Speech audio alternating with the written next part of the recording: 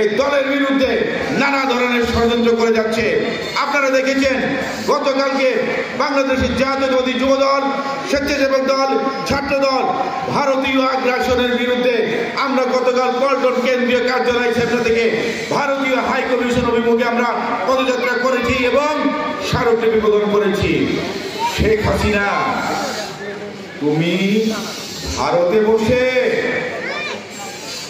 মোদির কোলে বসে এ দেশের বিরুদ্ধে ষড়যন্ত্র করে যাবা। আমরা তোমার সকলের ষড়যন্ত্র রুখে দিব, দাঁত ভাঙা জবাব দিব। যারা মোদির ষড়যন্ত্র দেশে বসে বাস্তবায়ন করতে যাবে তাদেরকেও আমরা দাঁত ভাঙা জবাব দিব। ভারতীয় আগ্রাসন আমরা যে কোনো মূল্যে আমরা রুখে দিব। আপনারা সবাই সজাগ থাকবেন, সতর্ক থাকবেন। ভারত একের পর এক ষড়যন্ত্র করে যাচ্ছে বাংলাদেশের বিরুদ্ধে এবং বিএনপির বিরুদ্ধে ষড়যন্ত্র করে যাচ্ছে আমাদের নেতা জনাব তারেক রহমানের বিরুদ্ধে।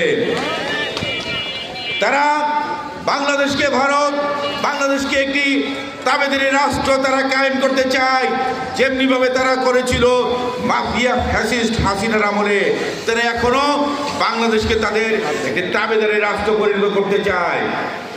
আমরা স্পষ্ট করে বলে দিতে চাই, এদেশের স্বাধীনতা অর্জনের জন্য আমাদের নেতা, আমাদের আদর্শের জনক শহীদ প্রেসিডেন্ট জিয়াউর রহমান, উনি অস্ত্র হাতে, উনি একজন সেক্টর কমান্ডার হয়ে মুক্তিযুদ্ধের নেতৃত্ব দিয়েছিলেন। ঠিক তেমনি আমাদের নেতা তারেক রহমানের নির্দেশনায় বাংলাদেশের দ্বিতীয় স্বাধীনতা 2024-এর 5ই আগস্ট আমরা আন্দোলনের নেতৃত্ব দিয়েছি।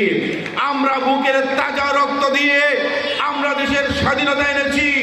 আমরা বুকের তাজা রক্ত দিয়েই আমরা এদেশের স্বাধীনতা রক্ষা করবো ইনশাআল্লাহ। আপনারা যতই ষড়যন্ত্র করেন না কেন, আপনারা কোনোভাবে ভারত তোমাদের সে ষড়যন্ত্র আমরা কায়েম হতে দিব না। মোদীকে আমরা বলতে চাই, শেখ হাসিনাকে তুমি আশ্রয় দিয়েছো, তুমি পারলে তাকে সেখানে রেখে দাও। তাকে যদি তোমরা বাংলাদেশকে তাকে ষড়যন্ত্র করে আবার তাকে ফেরত পাঠাতে চাও, আমরাও হাসিনাকে নিতে প্রস্তুত আছি। ওই ফাঁসির মঞ্চে দাঁড়িয়ে নিয়ে যাওয়ার ফাঁসি কার্যকর করার জন্য, এছাড়া অন্য কোনো উদ্দেশ্যে নয়। প্রিয় নেতাকর্মীদের আমি আহ্বান জানাচ্ছি, ভারতীয় আগ্রাসনের বিরুদ্ধে, শেখ হাসিনার ষড়যন্ত্রের বিরুদ্ধে আপনারা সবাই সোচ্চার থাকুন, সতর্ক থাকুন এবং দীর্ঘক্ষণ আজকের এই কর্মী সভা চলছে।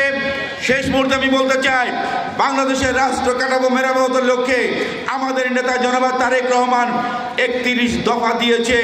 বিএনপি জনগণের প্রত্যক্ষ ভোটের মাধ্যমে ক্ষমতায় আসলে সেই 31 দফার আলোকে আমাদের নেতা জনাব তারেক রহমান রাষ্ট্র কাঠামো মেরামত করবে।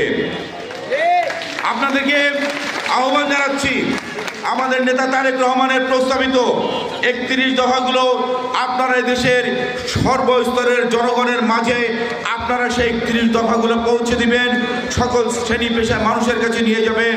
31 দফার মূল দফাগুলো আমি আপনাদেরকে বলছি, আপনারা সেগুলো খেয়াল করবেন এবং আমরা লিফলেট সহকারে সেই 31 দফা মানুষের প্রতিটি ঘরে ঘরে আপনারা পৌঁছে দিবেন সর্বস্তরের মানুষের কাছে।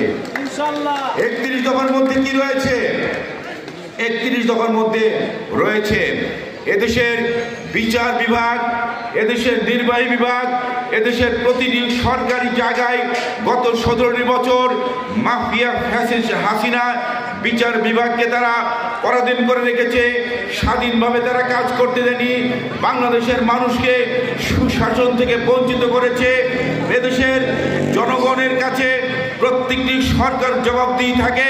শেখ হাসিনা কোনো সময় এদেশের জনগণের কাছে তার জবাবদিহিতা করেনি এবং দ্রব্যমূল্যের দাম সিন্ডিকেটের মাধ্যমে মানুষের হাতের নাগালের বাইরে দিয়েছে।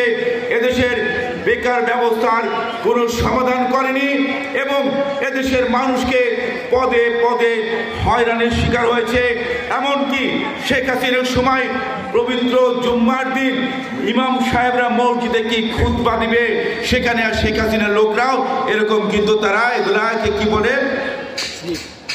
স্লিপ ধরিয়ে দিত, খুতবা ধরিয়ে দিত, এর বাইরে কোনো খুতবা বলা যাবে না। শেখ হাসিনা এভাবে তো বাংলাদেশকে দীর্ঘ 17 বছর বাংলাদেশের মানুষকে অত্যাচার নির্বিচার করে এদেশের মানুষকে নিষ্পেষিত করে রেখেছিল।